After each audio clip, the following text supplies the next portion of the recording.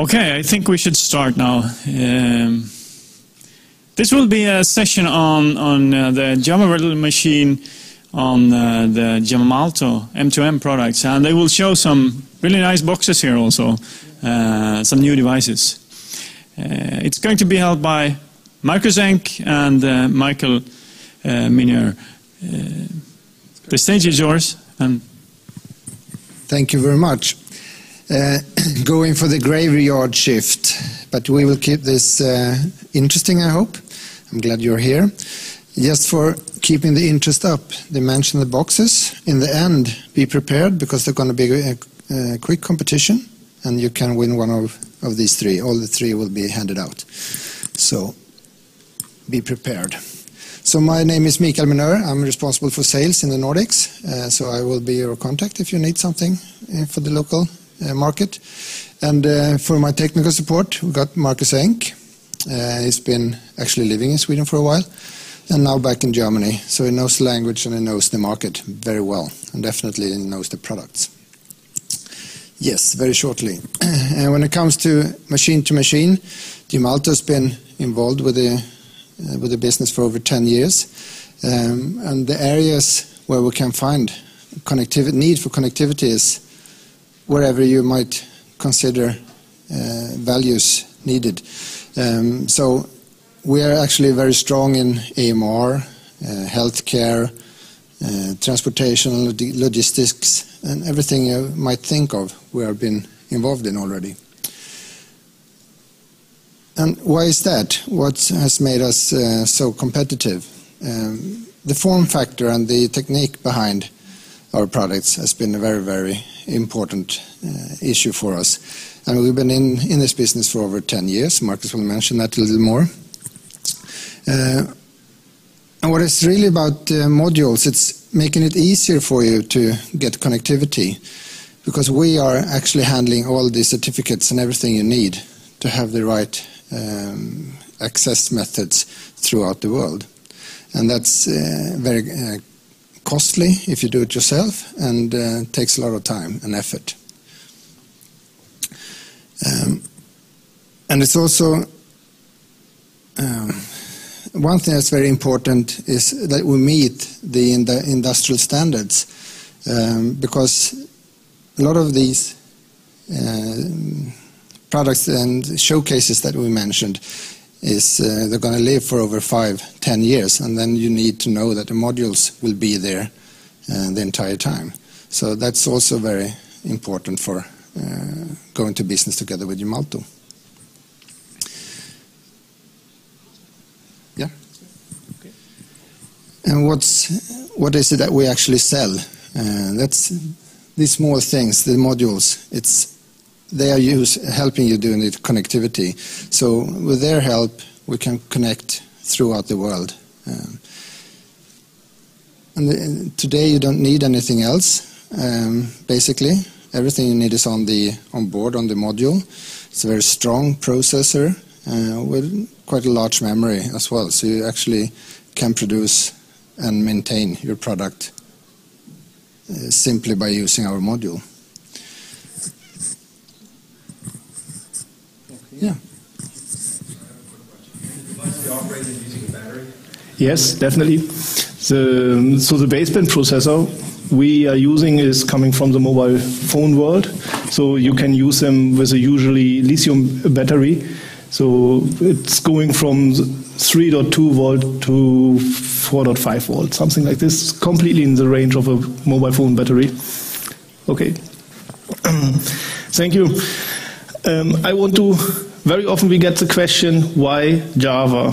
We are talking to M2M customers working on small microprocessors, having something connected to a small microprocessor. Very often come from a world using assembler, C or C++, and now they ask, you ask us to move to Java, so why do we go for Java? One reason is we have a history in that. Cinterion wireless modules came formally out as a carve-out from Siemens, and the mobile phones in 2003, there were already several million mobile phones in the world with a Java virtual machine embedded. So the Java virtual machine was really designed for this kind of small processors. And we're coming with all this way along, added some more memory, some more processor speed.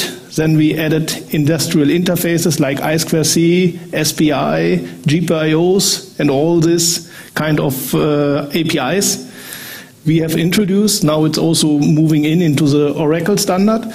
And we are also in lead at Oracle for the JSR, for the IMP next generation, so for the standard, for the M2M profile in the modules.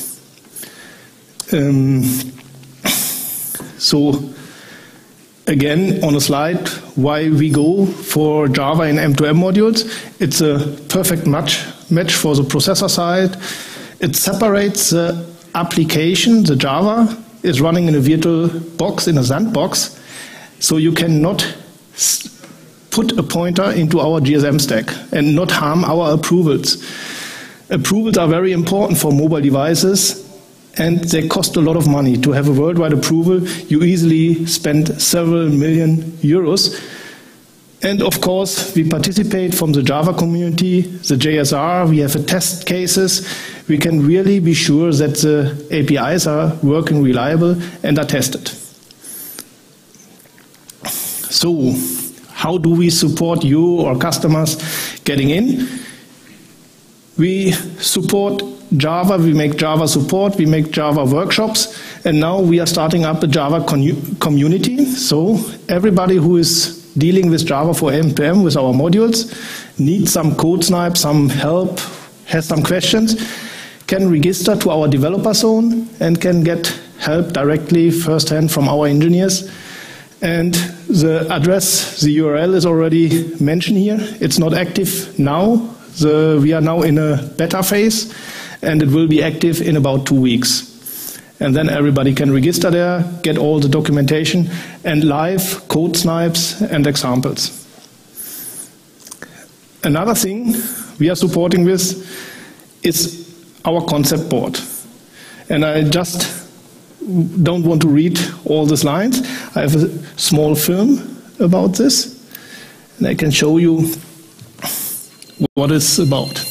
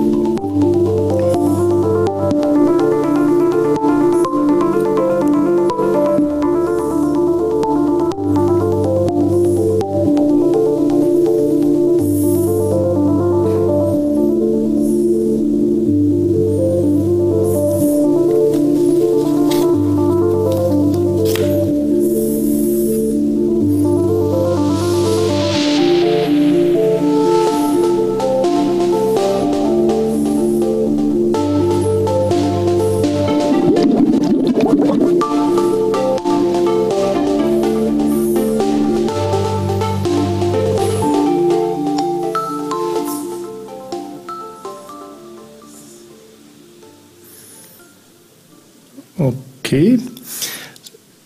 So, just to come back to this concept board. This concept board is really to support the community to start in the development. Our core business is really this module. And this module is a surface mount module, so it has to be soldered on a PCB. And of course, if we hand out this kind of modules to the developer community, it's really hard to get started with that. You have to have a solder process where you can run it through the oven. You have to design a PCB. And that was the idea, to create such a concept board to contribute to the community, that you have the possibility to easy to adapt sensors to the IOs or to plug on Arduino shield, so that you can easily make a proof of concept, can build up demos. You don't need really a sophisticated laboratory power supply. You can just power it with USB from your PC. So it's really, if you have this shield and a SIM card, you can connect it to the PC and it is running. If there are any questions, feel free. Yes. Yeah. Do you need a SIM card? If you want to go online, yes. Without SIM card, you can only do an emergency call. But to run the Java virtual machine, you don't need a SIM card. Is it an Ethernet connection? Sorry? Ethernet slot. There's not an Ethernet slot on, but of course you can add an Arduino shield to this, and if the Arduino shield has Ethernet, so our core business is really the wireless connection. From the software development, we have a complete development CD with a setup. We provide all kind of tools which are needed. For example, we have also the NetBeans and Eclipse IDE on our development CD. This device is supporting on-device debugging and on-device profiling. That means we are not running an emulation on the PC. Really, the debugging and the execution of the program is done. We dial in with a dial-up connection inside the module. I will demonstrate it later on. And then the whole debugging is the communication of the debugging is done over this TCP/IP session. And now let's go to the practical part, how it works. I have a second board here connected. So first of all, if I connect the board to my PC, I see here is a Cinterion EHS5 or EHS6 module, and it's using the COM port 13. So if I just stop the board, you see that USB is enumerating and it disappears. So if I start it again, it will enumerate again. Beside the modem port, you have several USB pipes available. You see here in total 6 USB pipes, where currently you can use 3 of these USB pipes also for sending AT commands. So even if Java is running, in parallel you can use the other channels via USB to send AT commands, as well as the serial interfaces you can also use for AT commands. So it's quite powerful, and we have some of the USB pipes are currently not used, and this is for future use. So if you have a similar module with a GPS receiver on board, maybe we are just piping the GPS signal over one of these channels. Okay, then the next thing, I prefer to use Eclipse, and I want to show you how to build a small project, how to, let's say a HelloWorld. HelloWorld is now already used in another project, so I have to give the project another name. I just go here with the right mouse button, select Midlet project. Now I can name it JFocus, for example. Here I see my profile. I have only one profile in this configuration. Go to next. Here I have to set what kind of configuration I'm using. I'm using CLDC 1.1, and my profile is a next generation profile for modules. And finish, and by that I've created a new project called JFocus. In this project now I can create a midlet, a Java midlet. I can give any kind of name here. I just call it main. It should, constructor is not needed, and finish, and this is done.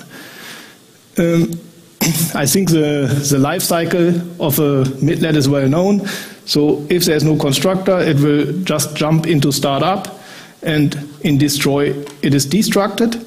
Just to make as simple as possible, I type here hello world, and after hello world I just jump to destroy up unconditional, and in this I will just call notify destroy. That's it. So this is hello world, and if I'm lucky, it will work now to run in an emulator. It is very simple, just a right mouse click on the project or on the main class, then run as emulated midlet, and it starts. You see it is now connecting. It is styling the IP connection for remote debugging. It is registering to the device, the emulator. It's printing hello world, and it's ending the session. That is the time it takes to write a hello world. It's really simple. It's not setting a compiler, make all the setup for a debug environment. It is really take 1 hour for setup, Eclipse, running our setup. It is running really straightforward, and it's really easy to integrate. Now, I have prepared some projects. I think we are still good in time. Besides the J2ME standard edition, we have some special things, like if you deal with modems, GSM modem, UMTS modems, you usually need to send some AT commands. The standard J2ME has not any interface to AT commands, so it is not possible to get the fields range. All these special things are impossible. For that, we have Gemalto own APIs, and now they are coming also in the standard from the Oracle. So here in the Hello World, I can show you some examples how to deal with that. Let us stop this project.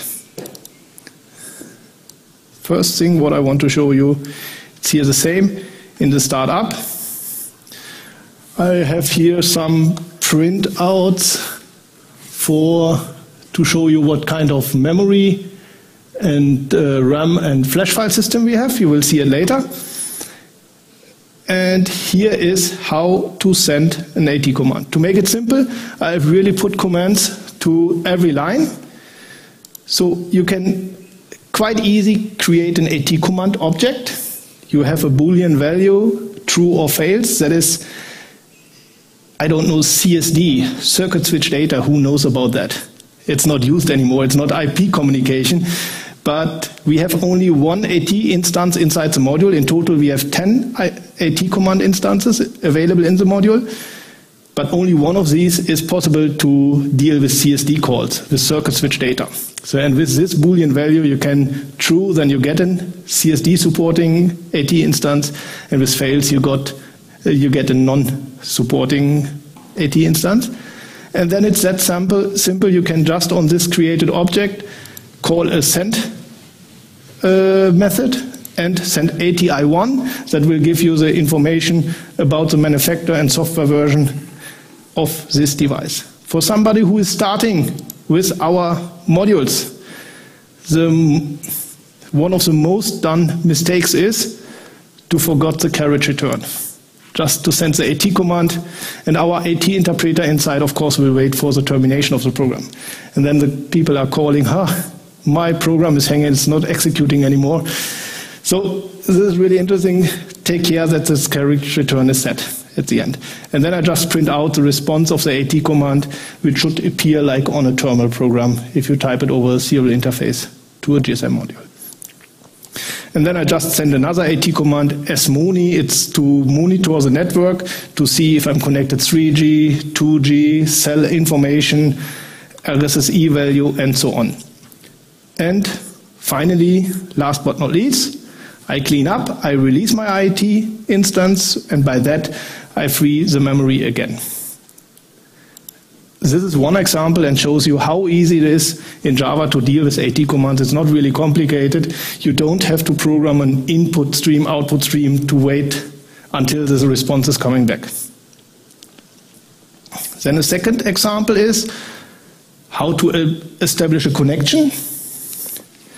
The connection, in this case, I just use an HTTP connection, connect to a server. Here you find the URL, c-vm.net, and then I use the APN of the mobile operator in this way now Telenor connection. I can open the connection. After I have opened the connection, I can call some methods on this connection. For example, get the response code. Then I print just out the response code and read on the input stream. This is quite standard J2ME. Now where it stops to be standard is if it is not working, if you get a mistake, if you get profile could not be activated. And then it becomes interesting. We have some special APIs to implement really an error handling. For example, we added a ping functionality. We added a net extension to the standard API to be able to send from the ICP layer directly a ping. It's not on TCP IP, it's a layer below. And of course, by that, you can really make an error correction, an error handling in the field. M2M devices, there is not any person. If a mobile phone is not working, you just unconnect the battery, connect the battery again, start it again, and hope that it is working. An M2M device has to maintenance itself in the field. And for this, you need some special APIs, so you have to extend the standard. And now, last but not least, I will just run this example. So I go with the right mouse button on it, say emulate. Now it is a little bit faster as the IP connection is still there from the first example, from the first execution. And then I can just make it big. So you see the AT commands are executed. We have some network stage monitoring. You see the AT response, the length, and I download the HTTP page, and I send a ping and get the response time, and this is done. Now looking in the log file in details, one thing you can see, the available RAM. It's a little bit than 13 megabyte. On the slide, so I have to say that our sales was wrong. I think 8 megabyte was mentioned. But this is for future use, so we can really make sure if you use 8 megabyte, you will have it over the whole lifetime of the device, independent how many features we add to the module in future releases. And the flash file system is the same. We have more than 10 megabyte, so it's a lot of memory you can use there. This is the AT command, the ATI1. You see it's a Cinterion EHS6 with a revision and an application revision number. With the monitor command, you see we are connected to 3G. And the cell information, a lot of technical information, and to the connectivity, you can do a lot of things with that and reconnect if needed, register to another network operator, and so on. This about this example. Any questions to that? Yeah, could this information from the mobile network also be used like for detecting if I'm home or at the office? Yeah, definitely. I'm in my car. Could you tell me that? You get a cell ID. So here, this, for example, this is 240. This is the country code for Sweden. This is 08. That is for Telenor. And I think the numbers behind is a cell ID and the channel you are using. So you get it really on a most granular way and can detect if you're in a home cell or not at home. So you can directly see on which base station you are logged. Okay. So that data is sent through 3G? This is now, we are now connected to 3G. Yes, exactly. And then we use this 3G to connect to the network. Then this HTTP response to connect to the web page. Then I just read out the length of the web page and download the web page. And then you will see here the pure HMTL code, which is usually interpreted by the browser. This as an example. So this is what we have. Then, if there are not more questions, was it too easy to set it up? Exactly, you need some more kind of tweaking. It needs to be harder. It needs to be harder. It becomes harder. And now, okay, then we can. So what do we have then? Because I have created another demo, and the intention of this demo is to hand out to you one of these nice demo boards if you are fast. And we will come to this later. I just have to start it once. See, I have to.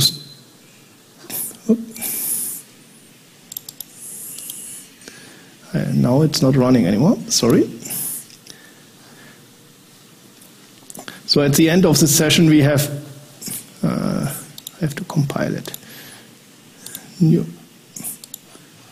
Okay, well, this is now the demo effect, sorry.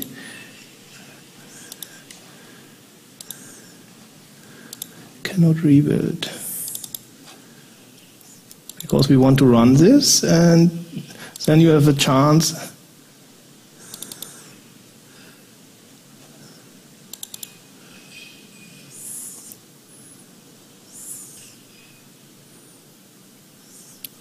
So I programmed a small demo, and it has to run in background, because I know who has interest to get one of these. There are two ways. You can buy it, or we have a small competition. You get something to take away. You just have to take your mobile phone and send an SMS. Content of the SMS doesn't matter. One letter is enough to this telephone number, and everybody will get an SMS back, and the first three will get one of these boards. Michael, you're welcome to play with. You can also do it. No. I tried to win one, but he programmed it to say, sorry, Michael, you're out. I made a blacklist for him. I want a blacklist.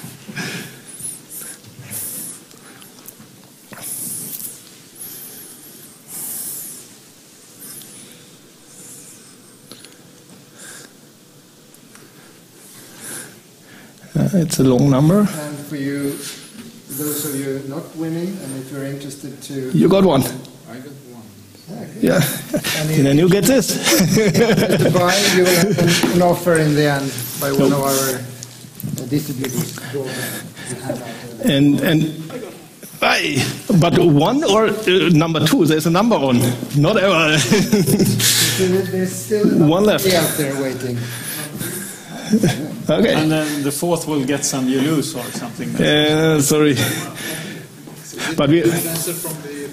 Yes, I can show you because I number 4. But you see here. You see here. It's in the log file. You can see what happened. So you can see here the incoming messages which are handled, and by AT command you get in URC by an unsolicited result code. There is an incoming SMS. This incoming SMS is announced on which ID, on which place on the SIM card it is stored, and of course then I can read it using this ID, and can read out and pass out the telephone number and send it back in SMS, whatever I want. So it's quite simple, and this kind of small code snipes, how to handle it, of course you will get in our developer zone quite easily. Now you see, well, this was Michael here, I blacklist him. So this kind of code snipes, of course you can get to easily get started with that. In your code, you don't have to deal then anymore with AT commands. You can go directly, I've written it here in the AT command handler. So send an SMS, this is already capsulated in a method, so you just call this method with a number and a text string, and then the SMS is sent. And of course, internal in this method, you have some AT commands which are handled. Yes, we are putting everything in the developer zone right now.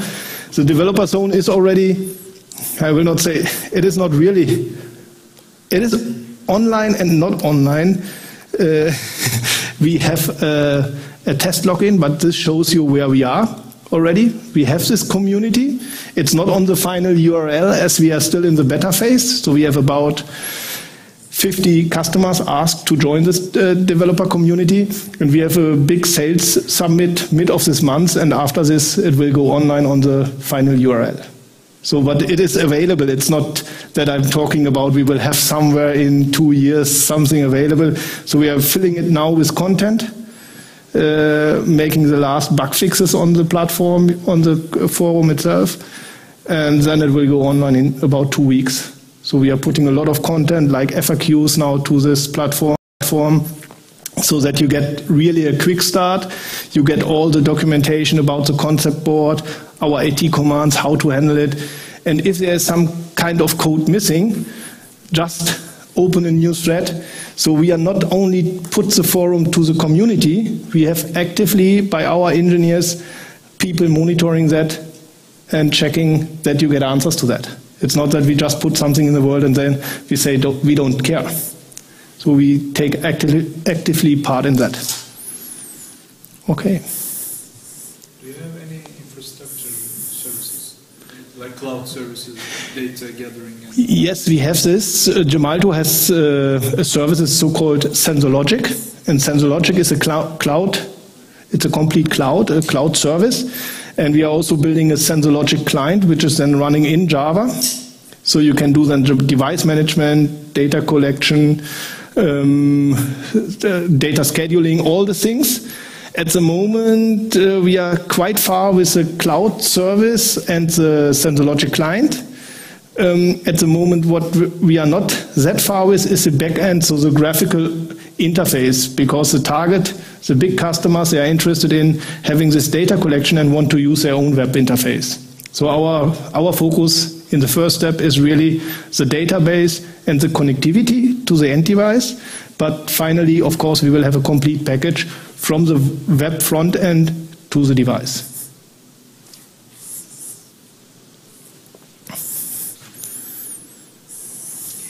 Okay, thank you. Okay.